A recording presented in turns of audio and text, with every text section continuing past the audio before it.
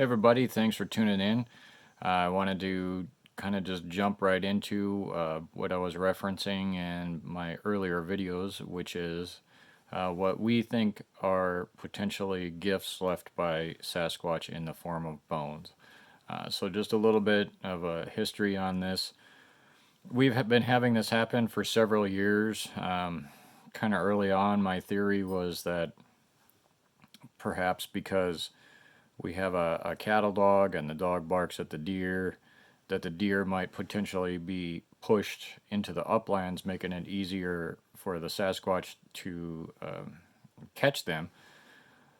I kind of thought we would find these bones usually right outside, or the dog would find the bones right outside of wherever our the lot we were working on.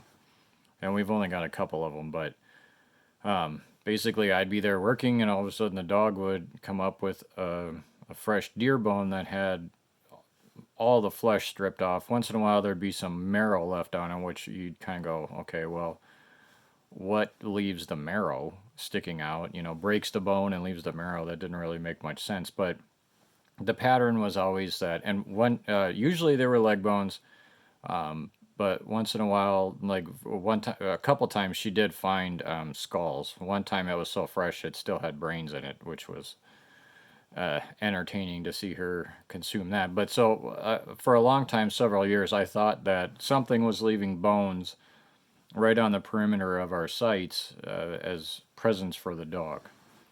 And then this year, things started to change a little bit. For the first time, I actually discovered, not the dog, but I actually discovered the positioning of the bones. And so the first set that I'm going to show you happened last fall, earlier in the fall. Hopefully this zooms in, but you can see it's like it's been snapped. I don't know if we're going to get a very good focus on that, but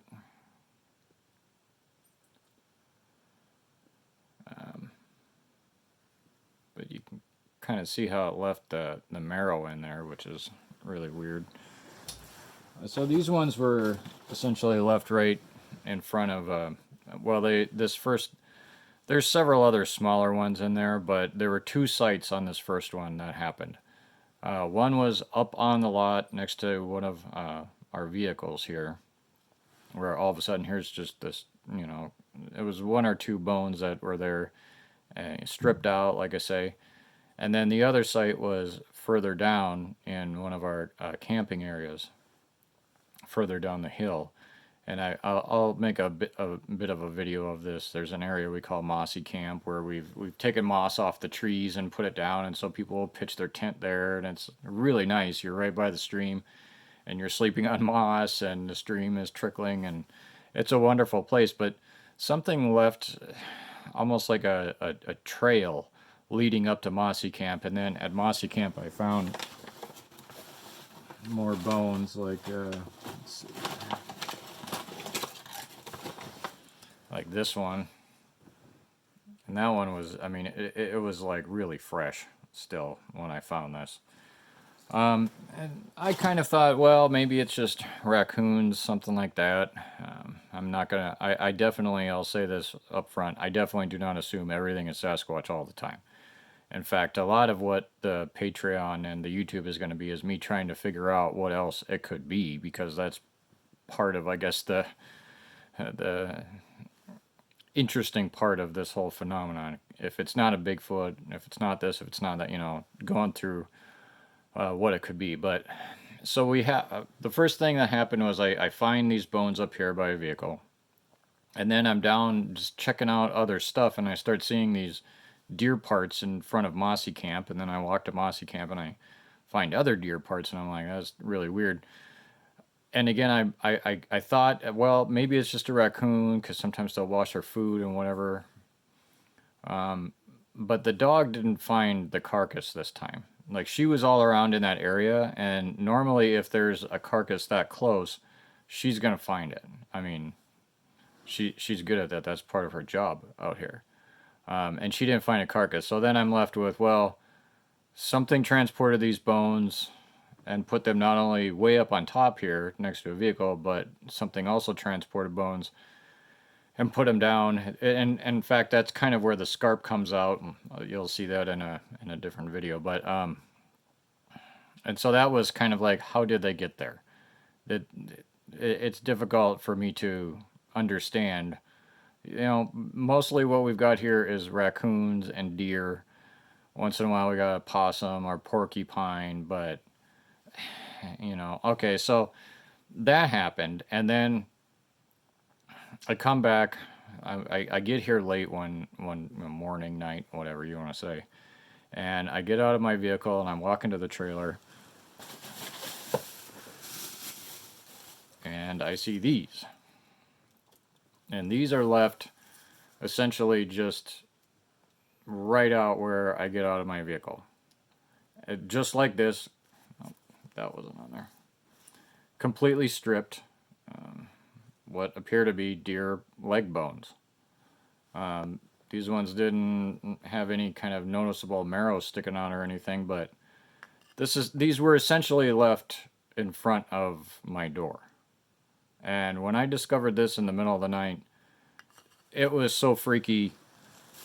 You know, when you're out in the country and you work the land, you expect things to be in certain places, and if they've been moved, you go, oh, okay, you look at it and it's usually pretty clear. The raccoon moved that. You can see marks on it. You can see where it's been, you know, putting its hand in something, you know, different things like that.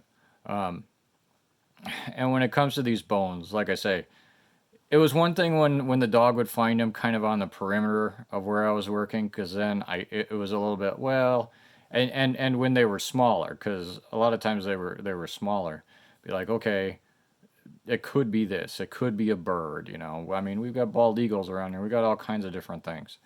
But then when I find the big bones, I'm looking at them and I'm going, I have no idea what would strip everything off and bring them up here and put them essentially right in front of the trailer. That freaked me out, and that was one of the times where I couldn't stay up here on the top, that what we now call the sanctuary. I went down and stayed by the river where it's more open, because it was way too freaky. I mean, it really freaked me out. And so after that, I made kind of like a gifting site there. And part of my deal here is I want to assume that these things are highly intelligent, and see if I can devise ways to test that, and see, you know, really how smart they are. And so rather than just, you know, a lot of people, when they habituate a Sasquatch, they kind of just leave a, you know, a bag of apples or some peanut butter, stuff like that. I was trying to send it a message about what, you know, is going on here with me, and that is restoration and restoring the land. And so I stacked up these rocks, and I had a little tree that was transplanting that was in a pot, and then I had some miner's lettuce, which is one of our main edibles out here. It's a ground cover, and I put that in then with the tree. And so I was trying to send a message of what I'm doing here. I'm doing restoration. I care for the land. And I really didn't think anything was gonna happen. And then a little while later, I came back, and and you can see this on our Patreon. We've got more pictures of all these different things on the Patreon, but it was an oil gasket, a large one, that probably came from either a large truck of some kind or potentially logging equipment. We don't really know, but it was a pretty new gasket, and it just appeared out of nowhere.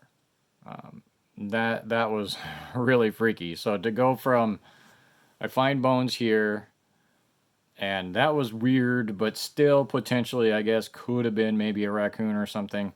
And then to find these big bones right in front of the trailer and being like, okay, this is not natural. This is not, you know, it's either a human messing with me. I mean, we can never completely discount that, or there's something I mean, it's hard for me to imagine why anybody up here would be sitting here shredding, you know, deer bones just to get at me. But, and then I actually create a gifting site, and this piece of human litter appears.